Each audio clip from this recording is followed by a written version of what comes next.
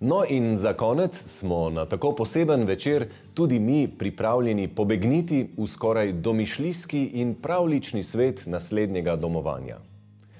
Mehkoba zaobljenih linij, veliko topline lesa in barv, lepi razgledi in neštete posrečene rešitve. Za tole hišico se zdi, kot da se ves čas smeji. V osrčju Goričkega je iz stare, zapuščene, napol preraščene domačije nastala tale pravlična hiška, v kateri zares posrečenih detajlov kar ne zmanjka. Ana Luša, kakšna je zgodovina tele hiške? Torej, preden sta jo starša kupila in prenovila, kdo je tukaj živel? Ja, nekoč je na tem mestu stala stara hiša iz leta 1880.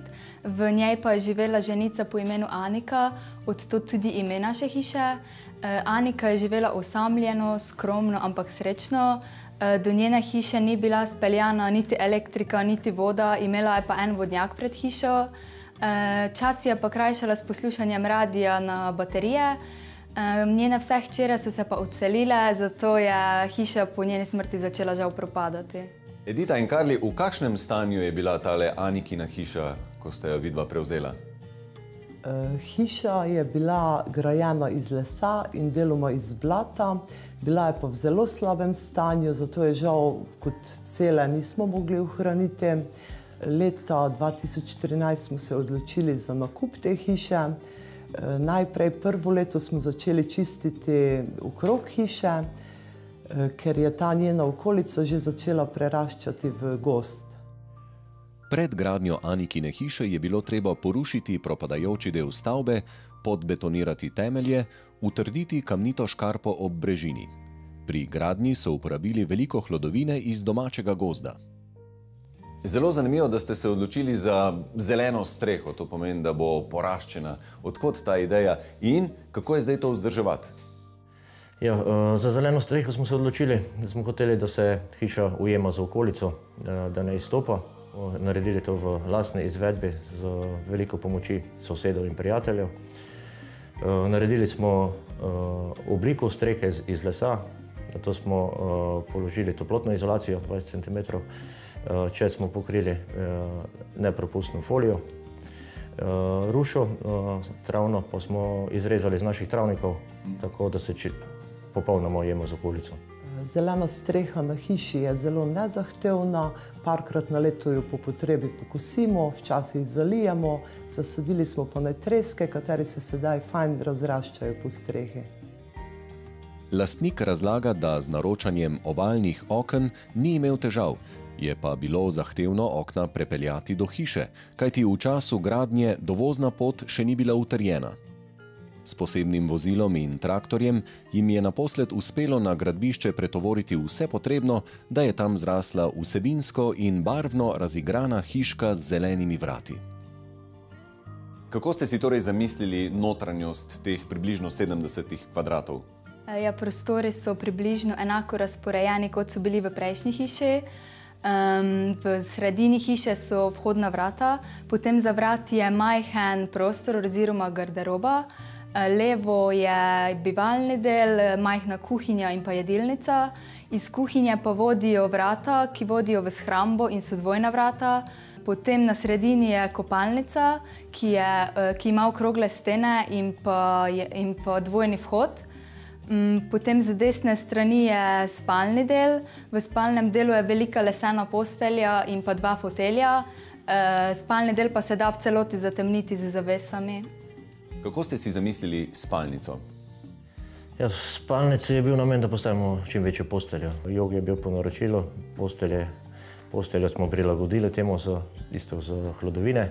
Zraven smo postavili omaro, najprej smo iskali nekaj primernega, na koncu smo pristali na zabojih od jabolk. No, zdaj se moramo pa ustaviti pri 1001 detajlu, ki jih ponuja tale vaša hiška. Začnimo kar pri mizi oziroma pri njenem podnožju. Iz česa je narejeno? Vsi železni deli, ki sestavljajo to mizo, so bili najdeni v stari hiši ali pa zunaj nje. Zgornji del mize je hrastov les. Tudi od tukaj? Tudi od tukaj, ja. Domiselno je narejena tudi zaščita za visečo luč. Ta je iz kovinskega nagobčnika, kakršnega so kmetje nekoč uporabljali za živino. Všeč nam je tudi, da opazite te naše detajle nameščene. Eden od teh detajlov so tudi vratca od miške. Seveda, ampak noter ni nobena miška doma, ne? Ne, notri so, za temi vrati je skrit ventil za vodo. Na zunanji del kopalnice smo namestili staro okno, kjer je elektroomarica. Aha, tale mala okenca od kopalnice so originalna od hiše? Original od prejšnje hiše, ja. Tale kovšek je, original od prejšnje lastnice? Prejšnje lastnice, ker ga smo preuredili, malo klubsko mizico, v njej pa hranimo knjige. In sploh še ni konec. Pri vratih v kopalnico ste se znašli na prav poseben način. Iz česa so? Ja, kopalniška vrata so iz soda, so drsna in v polkrožni obliki. Posebnost kopalnici je tudi radiator, kateri je narejen iz starih železnih cevi. Tudi okolica je slikovita. Pot do hiške je tlakovana s klinkerjem. Na suhem, pod napuščem pa so uporabili staro opeko. Kamnite škarpe so iz lokalnega vulkanskega kamna. Pred hišo so posajeni orehi, ki poleti prestrezajo sončne žarke, za hišo pa je travniški sadovnjak. Sprehod po zelenici razkrije še nekatere izvirne rešitve. Ena od teh je podolgovati žar, ki je izdelan iz prerezanega zalogovnika za vodo. Nekoliko niže je leseni podest z ležalnikoma, ki so ga domači poimenovali Gorički pomol. Od tam se ponuja pogled na razgibano pokrajino in bližnji travnik, ki daje svežo pašo domačima konjema. Tukaj je jasno, da je na delu res kombinacija na eni strani pridnosti, na drugi strani pa enega res fantastičnega občutka za oblikovanje in drznosti, domišljije. Odkot vse to v vaši družini? Ja, že moj pradedek se je pred 100 leti ukvarjal z lesom, bil je namreč mizar, imel pa je tudi kmetijo. Potem po njegovi smrti je to prevzel moj dedek. Dedek skupaj z babico še zdaj skrbi za vinograd in pa vrt. Mi pa smo okrog leta 2000 začeli z prenovo domačije. Uredili smo jo za namene kratkotrajnega najema in ji dali ime Jabuka Gruška. Ohranili in restavrirali smo pa tudi veliko pohištva, ki ga je izdelal moj pradedek in ga vkomponirali v prostore. Pri postavitvi te hiše pa je za največ zaslužen moj ati, ki si je vse to zamislil, tudi sam naredil. Za kakšne detajle, kot so kamenčki, rožice, pa je zaslužna mama. Torej, ne samo džabuke in gruške. Tukajle bogato obrodijo tudi neverjetne domislice, ki pa jih podpre ravno tako odlična izvedba.